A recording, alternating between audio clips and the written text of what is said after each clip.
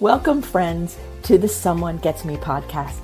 I am your host, Dianne A, and I am so delighted that you're here.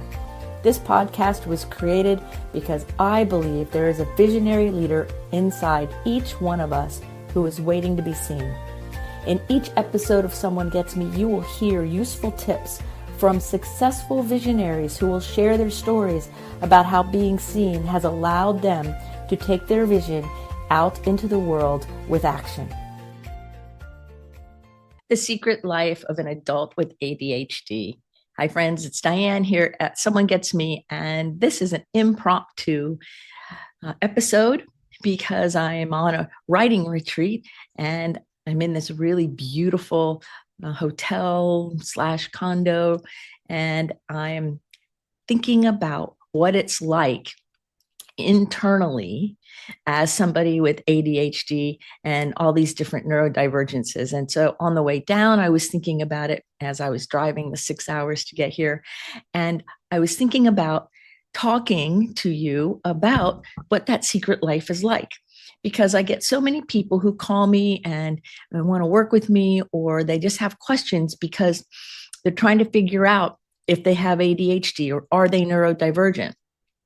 And sometimes I always say, if you have the flavor of it and everything that somebody who is ADHD or neurodivergent is talking about, then whether you have the formal diagnosis or not, you at least have the flavor, or you wouldn't relate to them. And so one of the ways that I figured out that I even had it, because no professional asked me about it, not one therapist, not one doctor, nobody. And then I started going, wow, I'm really relating to all these people. And of course, this was many years ago. And then now I just kind of laugh, like I'm a woman and I was a smart girl as I grew up and gifted and always pulled off things that most people couldn't do academically and otherwise. And so nobody ever said, the silent pain that you're feeling, that silent anxiety, all of these issues are a thing. So when I was in my 20s and my teens, especially, I thought there was something horribly wrong with me. And I kept trying to tell people that something was wrong with me. And all I kept hearing was, everything is right with you and you're smart and you can do this and you can do that. But that wasn't what I was talking about. We even had a time in our family where it was quite chaotic when I was a senior in high school. And I called the helpline and they hung up on me. They said, "We can't help you," and hung up. So I've had a lot of those experiences, and a lot of the people I work with have. And so I want to talk about what that secret life is like. One of the first things that you notice is you rehearse everything, talking about it, running through conversations, especially like work-related things, planning trips and then planning again, and then talking to yourself about it, and then dialoguing the whole way. So if you're one of those people who's always rehearsing and dialoguing and planning, then you might have the flavor of ADHD. Now, it's really kind of funny because I was driving for these 6 hours and I kept planning and thinking and looking at the time and checking when I was going to get there, almost to the point where it felt obsessive. But then I just kind of laughed and said, well, that's the way my brain functions. It double checks and rehearses and overdoes all that thinking. And the consequence is it's very tiring in here sometimes, right? And sometimes we overdo it. Another issue that ADHD people have is time management. I call it time optimism, because you might say, okay, I'm going to get these 50 things done before noon tomorrow, when any one or two of those would take longer than that morning that you would plan on doing it, because we have a different concept of time. So that would either be always being late, or always being barely on time, or always being really early, or thinking something's going to take 5 minutes and it takes 5 hours, or something's going to take 5 hours and it takes 5 minutes. And so there's all of this concept around linear time that is quite tricky. Now, if you're somebody who is neurodivergent and you also are intuitive or empathic, or you meditate a lot, that could exacerbate this issue, right? If you're somebody who is an entrepreneur or not employed in an outside structured job, then it can even be more of an issue. There are days where I haven't self-imposed my structure where I wonder, where'd the day go? Now, I know I was doing something that was beneficial, but I don't know that I would remember it exactly because the structure is what supports an ADHD person. So we don't like being cornered and forced, right? And overdone.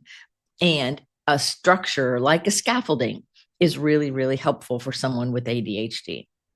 And then, of course, don't forget, you know this, don't forget, you can be forgetful, right? And miss things or not bring everything on your trip. In fact, I had one of my clients goes, well, how do you remember everything to take on your trip when you go away for your retreat? And I laugh and I say, well, I rehearse it, I write it down, and I pack it. And then rather than obsessing, I say, well, because I'm not going to a third world country and there are stores wherever I go, if I forget something, then I can get that thing there. Like recently, I did a retreat and guess what I forgot? My toothbrush. Like, oh my gosh, that's usually the first thing I pack in the morning after I get ready to go. And I forgot it. And so I went to the store. Actually, my friend went to the store and got me a toothbrush. It wasn't all that hard. And so we don't have to make life harder than it already is, because having ADHD, having a neurodiversity in a world that is meant for neurotypical people is very difficult.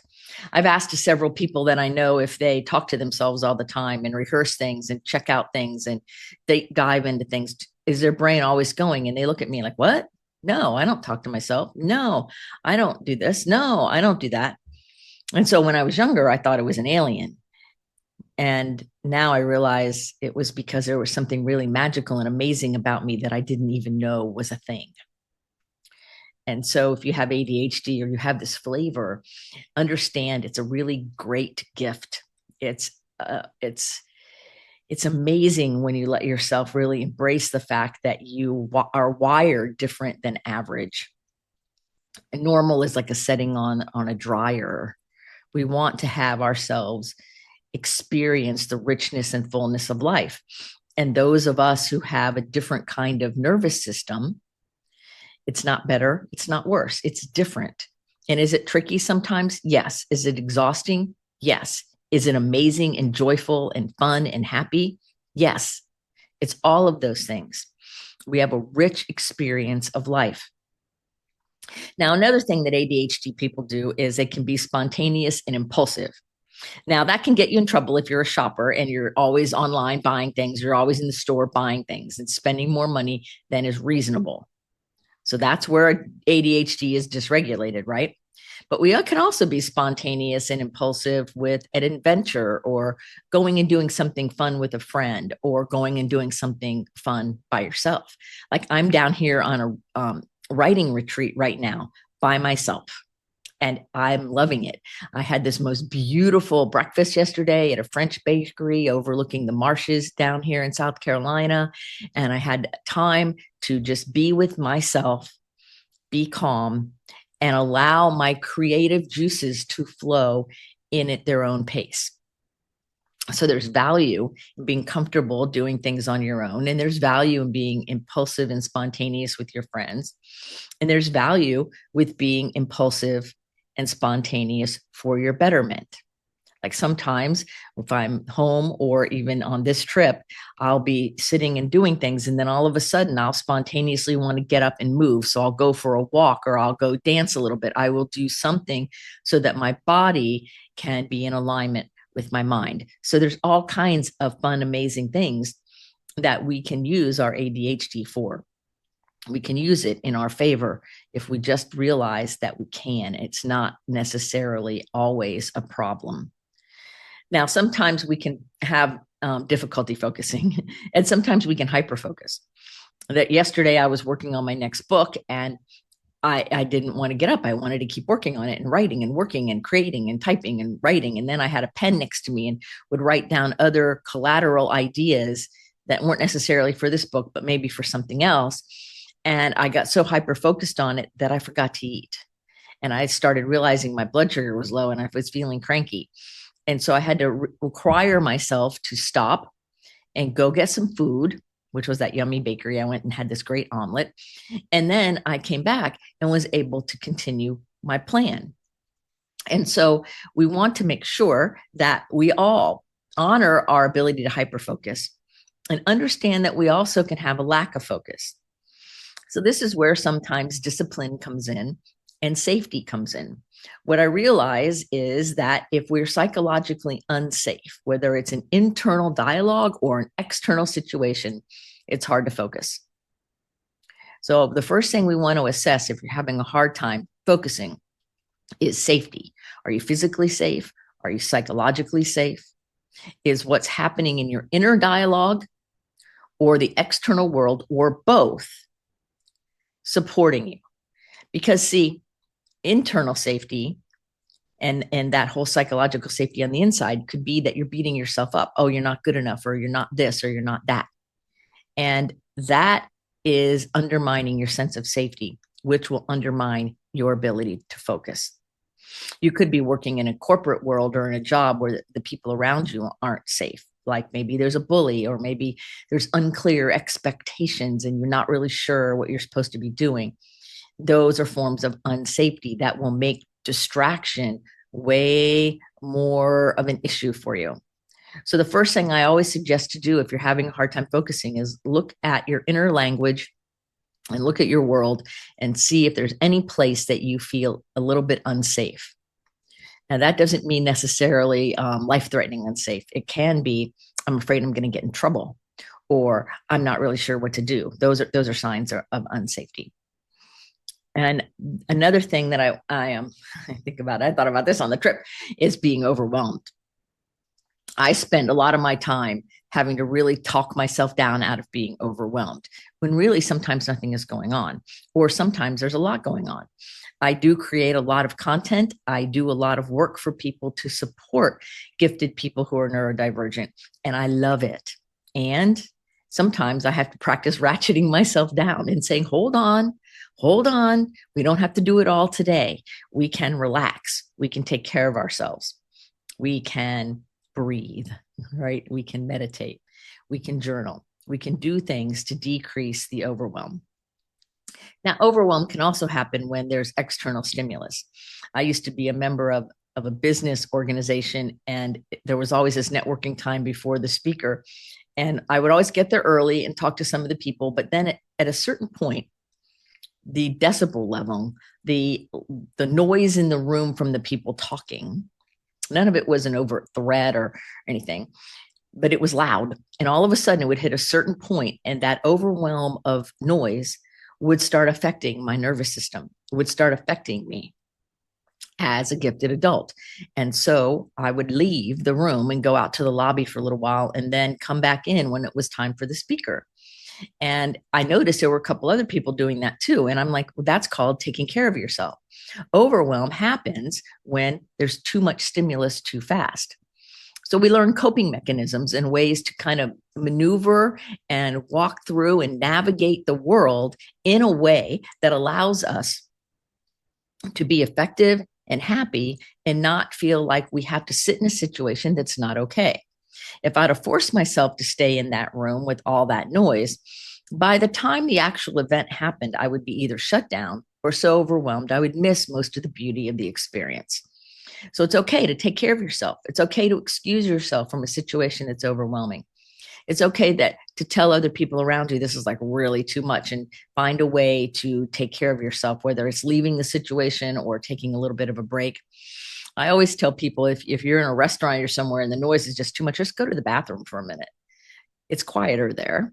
Give yourself a second, breathe, and then you can rejoin your people. I was at dinner with a friend of mine a couple of years ago, and we got to this restaurant and it had just kind of opened. And so there were people coming in, but it was relatively quiet. And from where we were sitting, I could hear the bartender shaking that metal cocktail mixer thing, and it had that tinging sound, and it kept distracting me. And I even commented that I was very distracted by the sound of that, even though it was across the restaurant.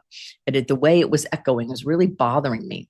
Now, once more people got there and that person stopped making so many of those drinks with that metal shaker thing, I was fine. But sometimes just saying it, I said it to my friend who kind of looked at me funny, but I got to say it out loud and honor myself that really was a distraction. while I was trying to have a conversation. And so we're allowed to name what's going on with us. And then, regardless of what anybody else says or does, it's a truth for you. So somebody else may not understand you. Somebody else may not be able to identify with what you're talking about, but it's your experience and it's real and it's valid. The thing we don't want to have is people in our lives that make fun of it, even if they say it's funny. You know, making fun of you or you making fun of someone else, making fun of anybody, even if it's a joke or seemingly a joke, is not okay. So honor yourself and only surround yourself with people who honor you as well. If you're not being celebrated by the people in your world, start evaluating who is in your world and seek people who understand ADHD and neurodivergence, because there's a lot of us out here. There's particularly a lot of adults that never were diagnosed, never were taught, and are just now figuring it out. It's not because ADHD is the new thing. It's because this part of neurodiversity has been overlooked for so long for so many people, and the world is finally waking up that yes, there is a difference, and yes, it is powerful, and yes, it is amazing. And whether you have the diagnosis or not, if you have the flavor of it, honor that you have a part of you that is amazing and beautiful. It doesn't make you special, and it doesn't make you worse than. It makes you different. It's a different operating system. That's all it is. It's like the difference between a MacBook and a PC. They're different operating systems. One is not better or worse than the other, but we all have our own preferences with how we are going to operate within those systems. One of the other things that happens in the secret life of an ADHD adult is mood swings. And a lot of ADHD people get misdiagnosed as being bipolar because the mood swings. I remember in my 30s, I would have these really big mood swings. It'd be like every 90 days, I'd be really depressed. And then 90 days later, I would be up on top of the hill. I'd be doing this and creating that and like almost manic, but not really. But I said, I wonder if I have bipolar disorder. I wonder if something's wrong with me. I wonder if I have this. And I would go ask different professionals, and they would look at me like, no, you don't have that. But it felt like that to me. Nobody suggested that it might be some kind of neurodiversity or giftedness or ADHD or related to any of those. And so later on, I figured out that, wow, those kinds of mood swings happen for us. Another thing that happens is really weird sleep patterns. There's times where I'll sleep 5 hours a night, and then I'll sleep a lot. And then it'll be 6 hours a night. Then I'll sleep a lot. It's okay if your sleep patterns are not like everyone else's. The better question is what's happening for you working? If it's not working for you, or you're unhappy with how things are unfolding, that's when you seek a mentor or a therapist or a guide or somebody to help you make sense of things and find a way to have things work in your favor. Just because you're wired differently, just because I'm wired differently, we can have a happy, amazing, great life. Like I love my life. There were times where I didn't. There were times when I was younger that I had no idea what was happening to me, and there were seemingly no answers anywhere. And I was asking questions, but still no answers. So now part of my mission is to help answer some of those questions that you're asking secretly in your head, so that maybe you too can see how you are wired in a way that is beautiful and that has great capability and is full of greatness. Because that's what I believe ADHD is. That's what I believe giftedness is. That's what I believe all the neurodiversities are. They're a different wiring system than the typical, that bring with them something beautiful and amazing.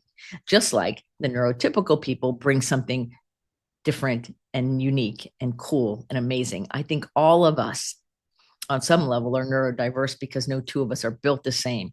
And then you add in our autobiography and something amazing can happen. We just have to give ourselves a chance. So the secret life of an ADHD adult is really quite magical and can be very stressful. And we have to do a lot of self-care. meaning taking care of ourselves and making sure we're getting hydrated and that we have the right amount of minerals, especially magnesium, and that we're taking care of our physical well-being and our mental well-being and our emotional well-being. There is a lot of things that happen when you have a very sensitive system that we require extra of, like self-care, like coming away, like I'm doing for this weekend, for quiet and introspection and time away from the hustle and bustle of my regular life. And so you too can do that. You too can give yourselves little Sabbaths, little rest times, little retreat times.